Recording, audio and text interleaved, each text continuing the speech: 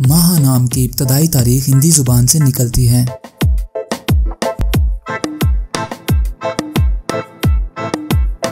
माहा एक इस्लामी नाम है।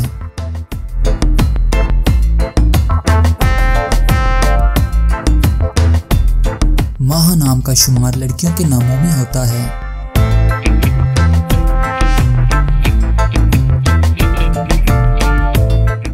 माहा नाम का मतलब चांद महताब है।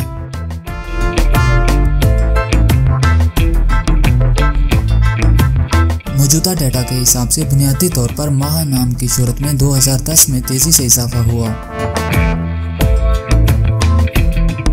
माहा नाम की पॉपुलैरिटी का ग्राफ आप 2004 से 2020 तक देख सकते हैं। ट्रेंड्स के हिसाब से माहा नाम की शोहरत का ग्राफ 2017 में मकबूलियत की इंतहा को छूने लगा। इस्तेमाल के लिहाज से माहा नाम श्रीलंका, एस्टोनिया और इंडिया में कसरत से इस्तेमाल किया जाता है। इंग्लिश में माहा 4 लेटर्स पर मुश्तमिल है।